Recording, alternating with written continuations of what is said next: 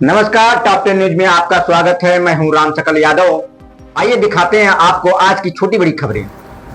आजमगढ़ में जनता क्रांति पार्टी राष्ट्रवादी का कार्यकर्ता सम्मेलन आयोजित किया गया। नेहरू हाल में हुए इस सम्मेलन में पार्टी नेताओं ने शिक्षा व्यवस्था को लेकर सरकार पर सवाल उठाए और देश में शिक्षा के राष्ट्रीयकरण की मांग उठाई। गुरुवार 13 अगस्त को आयोजित सम्मेलन की अध्यक्षता पार्टी के राष्ट्रीय संगठन मंत्री मटरू चौहान ने की। कार्यक्रम में राष्ट्रीय अध्यक्ष कमलेश चौहान मुख्य अतिथि और प्रदेश अध्यक्ष सुनील चौहान राणा विशिष्ट अतिथि के रूप में मौजूद रहे। कार्यकर्ताओं को संबोधित करते हुए राष्ट्रीय अध्यक्ष कमलेश चौहान ने कहा कि पार्टी पूरे भारत में शिक्षा का राष्ट्रीयकरण कराने के लिए प्रतिबद्ध है।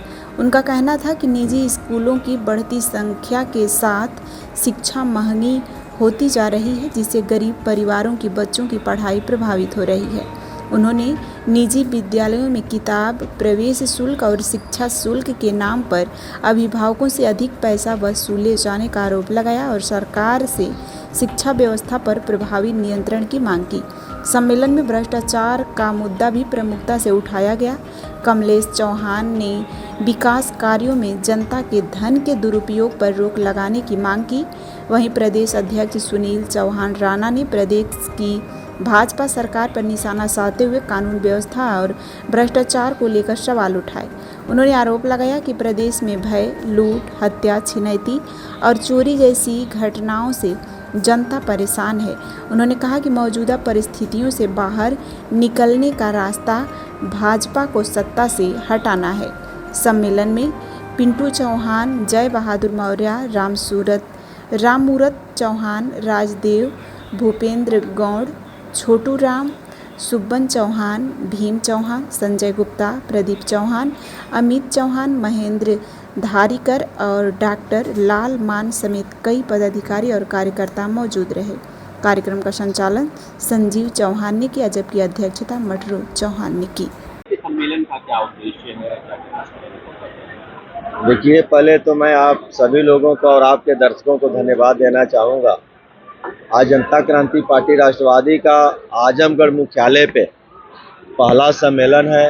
वैसे तो आजमगढ़ में हम लोगों ने कई कार्यक्रम किया और आज यहाँ हजारों लोगों ने आकर के यह साबित कर दिया कि जनता क्रांति पार्टी राष्ट्रवादी आजमगढ़ में तैयार है चुनाव लड़ने के लिए, अपना विधायक बनाने के लिए और आजमगढ़ में सबसे मजबूत पार्टी बनने के लिए। चौहान समाज को बीजेपी बनाने के लिए लगातार पदों से सुशोभित कर रही है, वही समाजवादी पार्टी सम्मेलन कर रही है।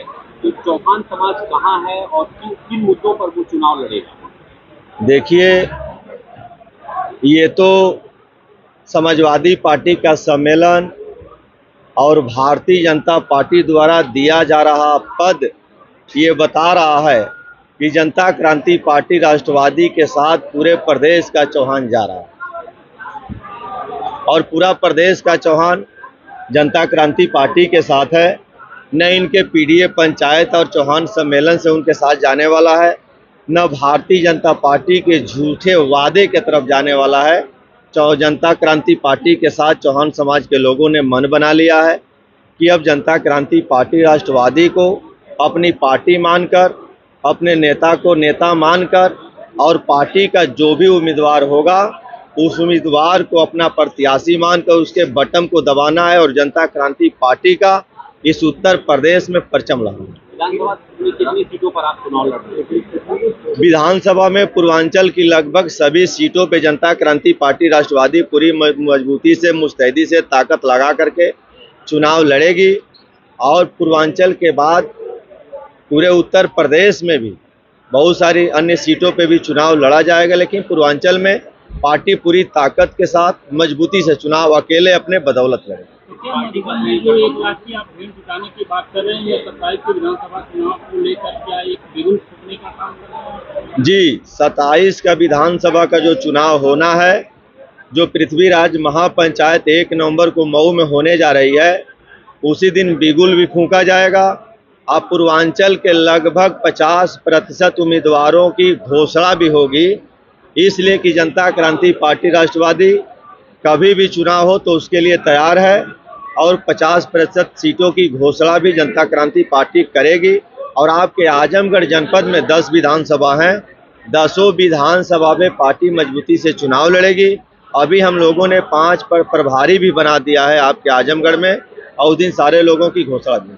तो क्या अगर भविष्य में 27 के चुनाव में जनता दल पार्टी को किसी पार्टी के साथ अगर साथ लड़कर चुनाव लड़ना चाहेगी तो जनता दल पार्टी उसके साथ चुनाव लड़ेगी? देखिए, ये तो गठबंधन का दौर चल रहा है। एक तरफ यूपीए गठबंधन है, एक तरफ एनडीए गठबंधन है। अब एनडीए गठबंधन को उत्तर प्रदेश में पीडीए गठबंधन बनाया जा रहा है।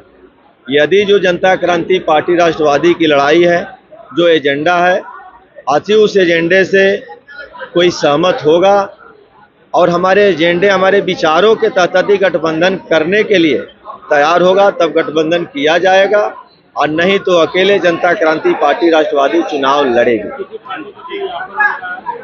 ऑफर पार्टियों का कमलेश चौहान तो ऑफर वाले नहीं है। यदि गठबंधन करने के लिए बात आएगी तो उस पर विचार किया जाएगा। ऑफर पे तो कोई विचारे नहीं होता है कि किसी का ऑफर आए और विचार हो। भी सुविधाएं उपलब्ध है। यहाँ sports, horse riding, dance classes जैसी यूजफुल एक्टिविटीज तो होती ही हैं। साथ ही लाइब्रेरी, म्यूजिक और आर्ट एंड क्राफ्ट के थ्रू भी बच्चों की क्रिएटिविटी को स्पेशली बढ़ावा दिया जाता है। बच्चों को तकनीकी दुनिया से जोड़े रखने के लिए स्मार्ट क्लासेस, रोबोटिक्स और कंप्यूटर लैब्स उपलब्ध हैं। छोटे बच्चों के लिए अलग से प्ले सेट एरिया है और एक्टिविटी रूम की व्यवस्था है। सर्वोदय स्कूल में बड़ी क्रिकेट एकेडमी के साथ ही हेल्थ और वेलफेयर क्लब भी है, जहां पर बच्चों को सेहतमंद और खुश रखने की पूरी कोशिश की जाती है। 6th क्लास से गर्ल्स के लिए सेपरेट क्लासेस और बिल्कुल सुरक्षित स्कूल बस सर्विसेज, वो भी GPS के साथ सभी रूट्स के लिए अवेलेबल है।